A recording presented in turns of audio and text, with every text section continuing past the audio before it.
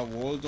Nous allons donc vous aider dans cette tranche à comprendre les différents sujets d'actualité à travers les décryptages qui sera fait aujourd'hui par différents chroniqueurs et autres analystes qui vont se succéder sur ce plateau dans le but de mieux vous informer. Cette tranche vous amène donc au-delà de l'information, c'est 2 heures de news.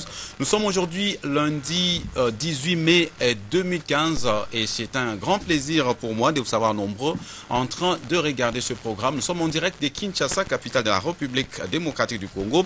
Et qui dit lundi et mercredi dans les cadres de ce magazine 2 heures de news dit Laurent Fidel Amacho et Pierrette Yoa. Je crois qu'aujourd'hui j'ai bien prononcé son nom. Pierrette Yoa, bonsoir. J'en ai pris l'habitude. Bonsoir Laurent. Bonsoir. Et je suis très ravi de vous voir en forme en ces débuts de semaine. Moi également.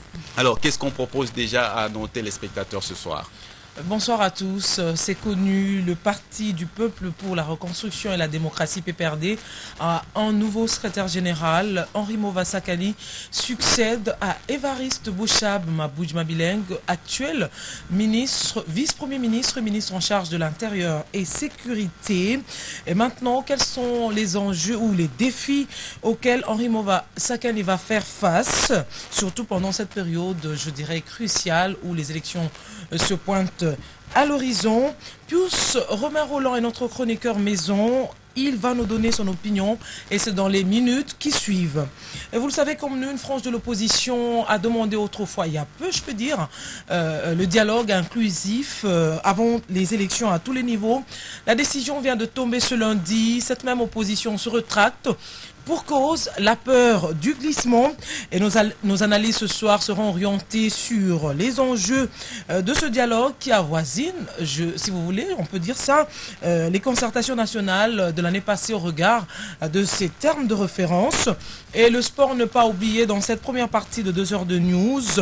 Et quelles sont les chances de ces deux équipes qui dit deux équipes, Voisanga Balende et V-Club, pour passer au tour suivant de la CAF. C'est tout pour ce soir. Merci bien Pierrette Yoa. On va voir donc aussi V-Club qui a été battu les samedis derniers et Sanga Balende qui a réussi à battre Zamalek d'Égypte hier à Lubumbashi par un score étriqué de 1-0. On va voir au match retour si ces deux clubs vont passer l'étape suivante de la Coupe de la Confédération africaine de football. C'est qu'on verra tout à l'heure avec notre chroniqueur maison également, Dieudonné Mukendi, qui est le responsable du desk sport à la radio RTGA. Voilà. Dans un instant, merci beaucoup, on est là pour ça. Dans un instant, on va donc prendre le tout premier intervenant de notre tranche. Du moins, c'est la première partie des 2 heures de news, parce que 2 heures de news, c'est 2 heures d'information non-stop sur RTGA World. Dans un instant, donc, nous allons vous retrouver pour recevoir notre premier intervenant. À tout de suite.